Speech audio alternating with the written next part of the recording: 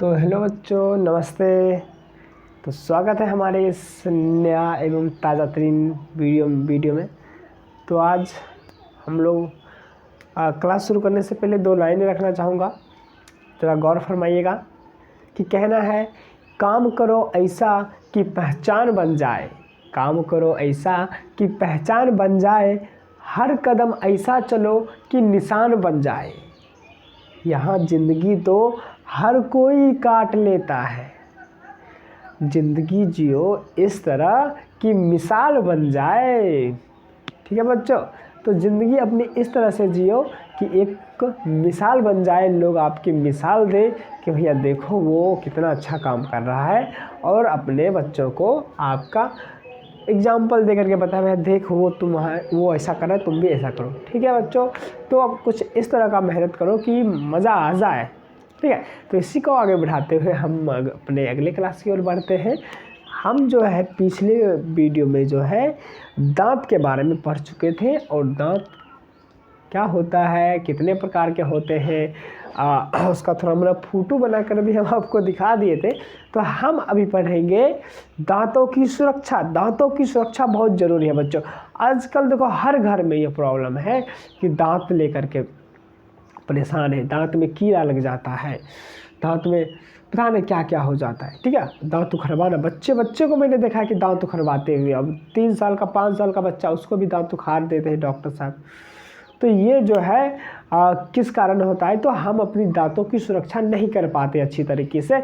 इसी के कारण जो है हमें इन सारी बीमारियों का सामना करना पड़ता है, जो कि बहुत ही हमारे लिए असहनीय हो जाता है। जब दांतों का दर्द शुरू होता है तो आदमी परेशान हो जाते हैं। ठीक है, तो हमें पहले सतर्क हो जाना है इससे पहले ही, और अपनी दांतों की सुरक्षा आज से ही एकदम क्या कर देना है, स्टार्ट कर देना। ठीक है, तो चलिए हम लोग देखते हैं कि दांतों की सुरक्षा हम कैसे कर सकते हैं।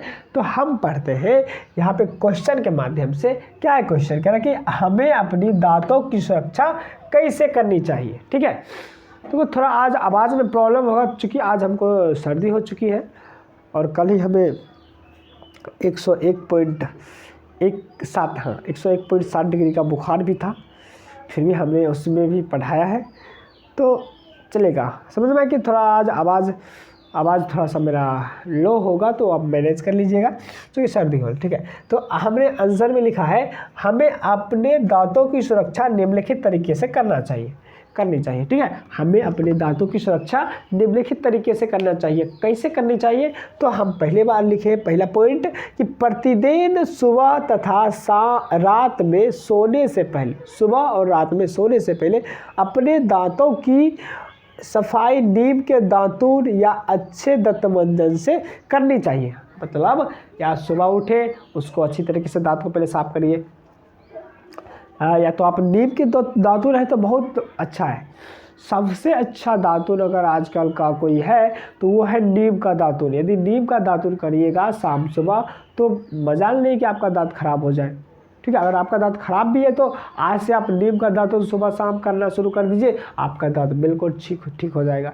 ठीक है, तो नीम का दातून सबसे बेस्ट है। तो नीम का दातून से, या अगर आपके पास उपलब्ध नहीं है तो कोशिश करें कि नीम का दातून उपलब्ध हो जाए, फिर भी नहीं होता है तो कोई अच्छा सा दंतमंजन ले करके आप क्या करिए, अपने दांत की सफाई करिए। ठीक है, नीम का हम फिर भी कह रहे हैं कि नीम का दातून सबसे बेस्ट है।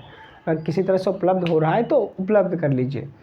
ठीक है, कह रहा है कि जो दांतों की सफाई करते समय अपनी उंगलियों से मसूड़ों की मालिश अवश्य करनी चाहिए। देखो दांतों, जब हम लोग दांत की सफाई करते हैं तो हम लोग इस बात पे ध्यान नहीं देते हैं कि मसूड़ों को भी मालिश करना चाहिए। मसूड़े होते हैं ना, उसकी क्या करना चाहिए, मालिश करना चाहिए दांत हाथ से। इससे क्या होते हैं कि मसूड़े में रक्त का संचार बढ़ता है, यानी खून का संचार क्या होता है, बढ़ता है, और हमारा दांत क्या होता है, मजबूत हो जाता है। हमारा दांत मजबूत हो जाता है। ठीक है, तो इससे क्या होता है कि दांत मजबूत होता है। उंगलियों से यदि आप अपने मसूड़े को भी ऐसे करिएगा, साफ कर मतलब मालिश करिएगा, तो आपका दांत क्या होगा, मजबूत होगा। ठीक है, अगला कि खाने के बाद स्वच्छ जल से, स्वच्छ जल से कुल्ला अवश्य करनी चाहिए। कुल्ला होता है वाह फेंक, ये होता है कुल्ला। तो मतलब खाइए, उसके बाद खाने के बाद जो है आपको कुल्ला अवश्य करनी चाहिए। ताकि क्या होता है इससे दांत में फंसे कण बाहर निकल जाते हैं। अर्थात इसमें जब हम लोग खाते हैं तो बहुत सारे कण क्या होते हैं, दांत में फंस जाते हैं, बहुत सारे कण दांत में फंस जाते हैं भैया। और वो अगर नहीं उसे हम लोग निकालेंगे तो उससे क्या होगा कि धीरे धीरे सड़ जाएगा, गल जाएगा कल होकर के, और उसमें क्या हो जाएगा, जीवाणु उत्पन्न हो जाएगा जो आपके दांत में रोग उत्पन्न कर सकता है। ठीक है, तो इसलिए हमें क्या करनी चाहिए, खाने के बाद अच्छी तरीके से कुल्ला करनी चाहिए। इसके बाद ये 3 पॉइंट बहुत ही महत्वपूर्ण है। और इसमें कुछ और मैं ऐड करना चाहूँगा कि आप लोग कोशिश करिए कि फास्ट फूड वगैरह इग्नोर करने का, ये सब मत खाइए। यही सब होता है। देखो आजकल, पहले के लोगों में दांतों की बीमारी क्यों नहीं थी, क्योंकि वो ये सब फास्ट फूड अर्थात लिट्टी समोसा, ये मैदा से बनी चीज़ें, ये सब नहीं खानी चाहिए। वो जो आता ब्रेड बर्गर पिज़्ज़ा, ये सब वगैरह दांतों के लिए सबसे ज़्यादा हानिकारक है। कोशिश करें कि ताज़ा भोजन खाइए, अपनी भोजन सब्जी खाइए, हरी हरी सब्जी खाइए, दूध खाइए। ये सब में दांतों की कोई समस्या नहीं होती, बल्कि ये सब तो दांत को और मजबूत बनाता है। ठीक है, तो कोशिश करें कि हरी हरी सब्जी खाए ना। अपनी जो भोजन है रोटी सब्जी दाल चावल ये सब खाए ना, शाकाहारी भोजन खाए। वो सब वगैरह फास्ट फूड ये सब वगैरह मत खाए। इससे क्या होता है कि हमको कोई विटामिन तो मिलता नहीं उससे, ऊपर से मेरा तबीयत ही ख़राब होती जाता है, दांत की बीमारी, पेट की बीमारी, ये सब उसी के कारण होती है। ठीक है, तो आप कोशिश करें कि आप ये वाले भोजन खाएं, हरी हरी सब्जी दाल चावल वगैरह जितना मन होता है खाइए, लेकिन वो सब मत खाइए। ठीक है, ताकि उससे आप बीमार होने से बच सकते हैं। तो हम अब अगले टॉपिक की ओर जाएंगे। पहले आप क्या कर लीजिए, नोट कर लीजिए।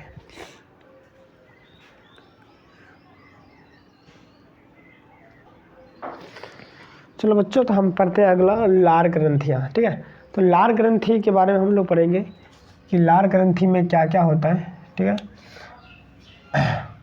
देखो लार ग्रंथि पहले नंबर देखेंगे कहाँ पाई जाती है, तो मुख में लार ग्रंथि पाई जाती है।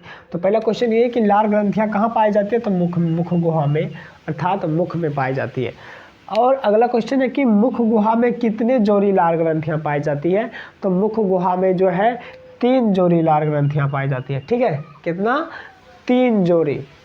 अब है कि लार ग्रंथियाँ से क्या निकलती है, सिंपल है, नाम है भैया लार ग्रंथि, तो उससे तो रसगुल्ला तो निकलेगा नहीं, उससे क्या निकलेगा, लार निकलता है ना। जैसे हम लोग थूक भी कहते हैं एक तरह का। ठीक है, तो ऐसे थूक नहीं है, थूक तो मतलब बाद में बन जाता है तब हम लोग तो उसको कहते हैं, लेकिन उससे पहले क्या निकलता है, लार निकलता है, वो बाद में थूक के रूप में परिवर्तित हम लोग करके फेंक देते हैं उसे। ठीक, और क्या है कि लार ग्रंथियाँ से क्या निकलती है, तो लार निकलती है।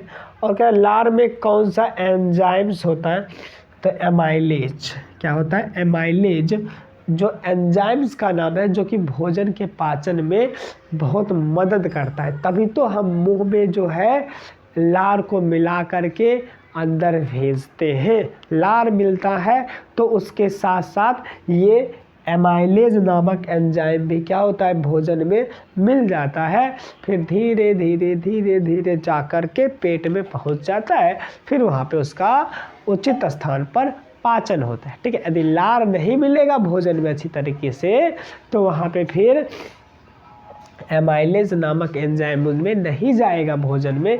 जब एमाइलेज नामक एंजाइम नहीं जाएगा तो भोजन का पाचन अच्छी तरीके से नहीं हो पाएगा। इसलिए हम बढ़िया से चबाते हैं ताकि उसमें लार भी अच्छी तरीके से मिल जाए और उसका महीन महीन टुकड़ा भी हो जाए। आशा करते हैं आपको ये चारों क्वेश्चन समझ में आया होगा। तो भैया तो नोट कर लो। और कहना चाहूँगा, यदि आपको मेरा ये वीडियो अच्छा लग रहा है तो मेरे चैनल को क्या कर दो, सब्सक्राइब कर दो। ठीक है, ताकि ऐसा वीडियो बहुत सारे हम डालेंगे भैया, तो ताकि आपके पास और नोटिफिकेशन बेल आइकन भी दबा देना, ताकि हमारा इस वीडियो का बहुत सारे वीडियो जो डालने वाले हैं हम क्लास 6 से लेकर के क्लास 10 तक के वीडियो हम अपलोड करेंगे सारे विषय के लगभग धीरे धीरे, ताकि आपको जो है उस वीडियो का फ़ायदा मिल सके और नोटिफिकेशन भी मिल सके। तो सब्सक्राइब और बेल आइकन टिप देना, ठीक है। चलिए फटाफट लिख लीजिए।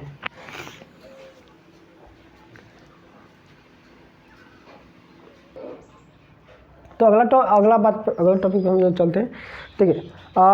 अभी हमने लार ग्रंथि के बारे में पढ़ा था, कुछ ऑब्जेक्टिव क्वेश्चन। देखिए लार ग्रंथि के बारे में यहाँ पे वर्णन किया गया है कि लिखा गया है कि लार ग्रंथि, पता है कि लार ग्रंथि से क्या निकलता है, लार निकलता है, ठीक है। लार कब निकलता है, लार हम लोग जब भोजन चबाते तो फिर लार निकलते जाता है और उसमें क्या होता है, मिलते जाता है।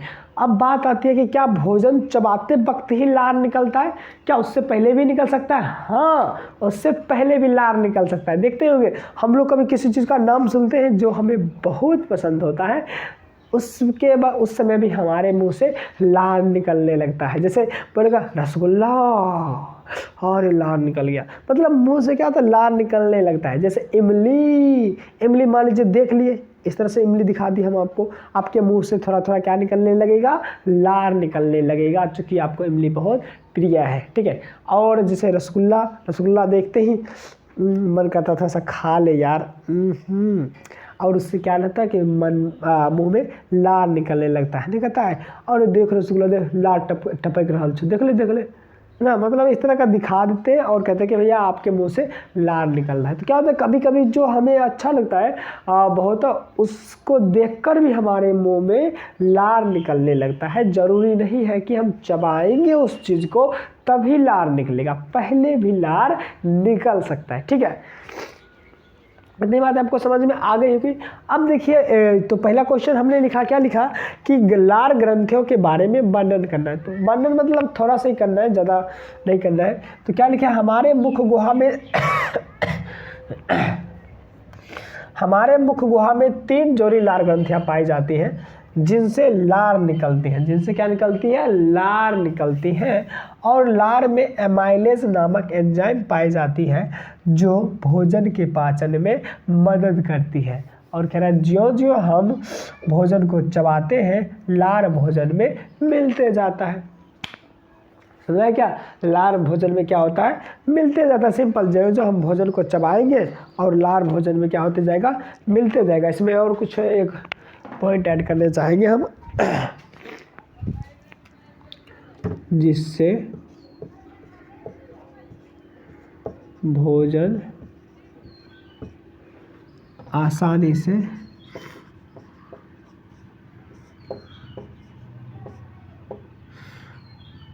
पचने में सहायक मदद मिलता है भोजन को, और जिससे भोजन को आसानी से पचने में मदद मिलता है, ठीक है। ऐसा नहीं कि पाचन यहीं पे हो जाएगा, मदद मिलता है सिर्फ इस एंजाइम से, ठीक है। आगे हम लोग लिखे हैं ज़्यादा देर तक चबाने, यहाँ तो ये लिख लीजिएगा, अभी नहीं, अब जब हम बोलेंगे लिखने के लिए तब लिखना है। क्या बोले, ज़्यादा, एक क्वेश्चन बहुत आता है कि हाँ सर ज़्यादा देर तक चबाने में रोटी मीठी क्यों लगने लगती है, ठीक है। तो अभी हम उसका जवाब देते हैं यहीं पे, क्योंकि यह जो क्वेश्चन है इसी से रिलेटेड है और इसका उत्तर भी हमको यहीं पर मिलेगा, ठीक है। क्या है कि ज़्यादा देर तक चबाने पर रोटी मीठी क्यों लगती है, चबाते हैं तो ऐसा नहीं कि थोड़ा दूर चबाएंगे और रोटी क्यों गिल जाएंगे तो मीठी लगेगा। खासकर मकई की रोटी बहुत प्रिय है हमें, तो उसको खाओगे तो फिर थोड़ा देर चबाओगे तो थोड़ा तुमको क्या लगेगी, मीठी लगने लगेगी। ऐसा इसका क्या कारण है, तो देखिए इसका कारण ये है कि रोटी में क्या होता है, स्टार्च, क्या होता है, स्टार्च होता है, यानी कार्बोहाइड्रेट।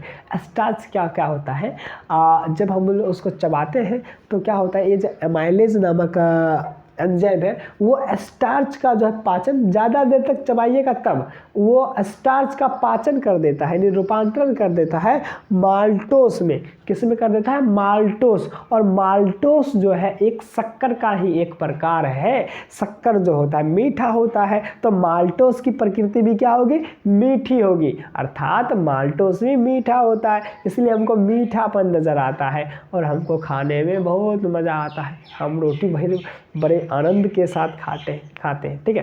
तो आप भी खाया करिए रोटी। अरे ये सब बर्गर पिज़्ज़ा में कुछ नहीं रखा वगैरह वगैरह, ये लेट टूट आराम से रोटी खाइए, रोटी में बहुत मज़ा है। ठीक है, चलिए आगे क्या क्वेश्चन है कि ज़्यादा देर तक चबाने पर रोटी मीठी क्यों लगती है। तो हमने लिखा ज़्यादा देर तक चबाने पर लार में उपस्थित एमाइलेज एंजाइम रोटी में उपस्थित स्टार्च, यहाँ पे मिट चुका था सर, क्या है स्टार्च का पाचन माल्टोस में कर देता है। माल्टोस मीठी प्रकृति का होता है जिसके कारण रोटी हमें मीठी लगती है। आशा करते हैं आपको ये क्वेश्चन समझ में आया होगा।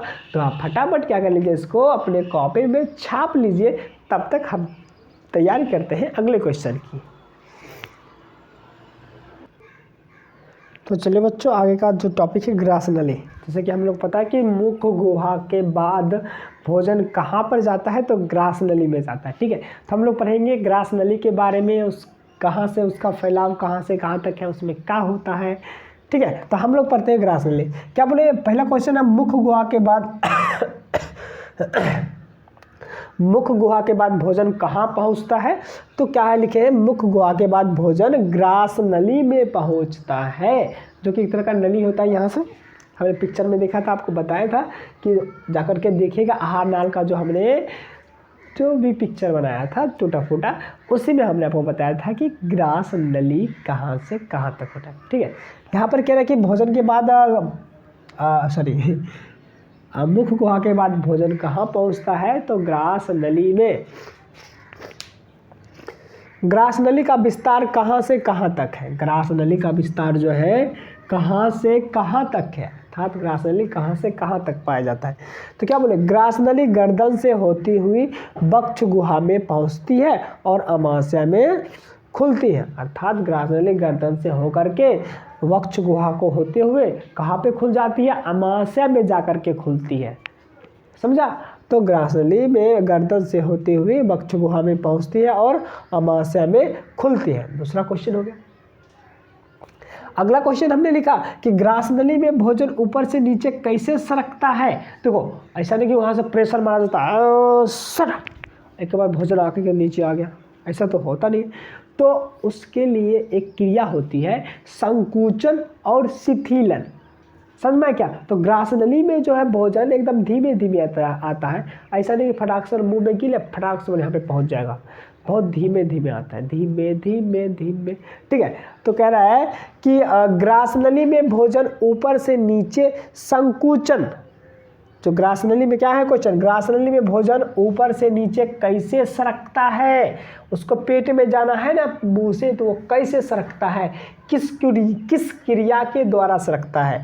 तो ग्रास नली में भोजन ऊपर से नीचे संकुचन और शिथिलन क्रिया के द्वारा सरकता है। सर संकुचन क्या होता है, शिथिलन क्या होता है, समझ में नहीं आया। तो देखिए, संकुचन मतलब होता है सिकुड़ना, संकुचित हो गया, सिकुड़ गया, और शिथिलन मतलब होता है फूलना।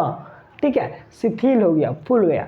समझ में, यानी जैसे मान लीजिए भोजन यहाँ पे पिचक जाएगा, भोजन आगे बढ़ जाएगा, फिर ये फूल जाएगा, भोजन आगे बढ़ जाएगा, फिर भोजन जहाँ पे रुका फिर यहाँ पे पिचक गया, फिर आगे चल गया भोजन।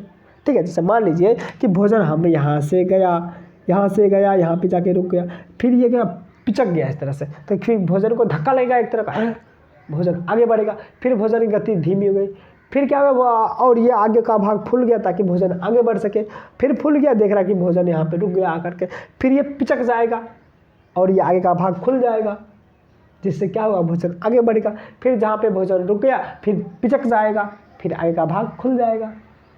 ठीक है, इस तरह से हमारा क्या होता है, भोजन आगे बढ़ते जाता है। तुम भी समझो ना, एक पाइप है, मान लीजिए पाइप ही होता है एक तरह का, और उस पाइप में कोई चीज़ है और वो चीज़ आगे नहीं बढ़ रहा था, हम क्या करें, पाइप को पहले ना करके पिचकाएंगे, पिछला भाग को पिचकाएंगे और अगला भाग को फुलाएंगे, ताकि वो पिचकाएंगे तो उस चीज़ में धक्का लगेगा और वो चीज़ आगे का भाग चूँकि फुला हुआ है तो आगे जा करके आगे जाएगा। फिर देखेंगे कुछ दूर के बाद वो चीज़ रुक गया, फिर वहाँ जाएंगे और ऐसे पिचकाएंगे, फिर क्या होगा, आगे का भाग खोल देंगे, मतलब फुला देंगे, जिससे क्या होगा, फिर आगे सरक जाएगा। उसी टाइप का ये भी होता है, समझा, पहले पिचकता है, फिर उस भोजन में धक्का लगता है, आगे बढ़ जाता है। इसी तरह ये काम होती रहती है, फिर धीरे धीरे क्या होता है, भोजन हमारे अमाशय से होते आगे भी जहाँ पे पहुँचता है, आगे देखेंगे कहाँ पे पहुँचता है। तो आपको पता चल जाएगा। ठीक है, तो आप फटाफट इतना क्वेश्चन को क्या कर लीजिए, नोट कर लीजिए।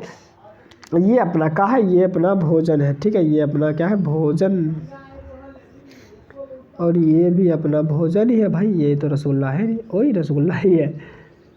तो फटाफट आप नोट कर लीजिए ताकि आपका कल्याण हो।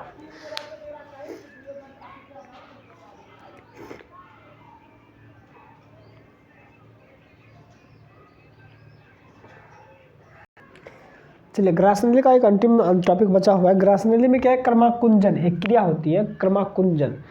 तो क्रमाकुंजन क्या होता है उसे देख लेते हैं। वही जो शिथिलन और संकुचन, ये क्रिया क्या कहलाती है, क्रमाकुंजन कहलाती है। ठीक है,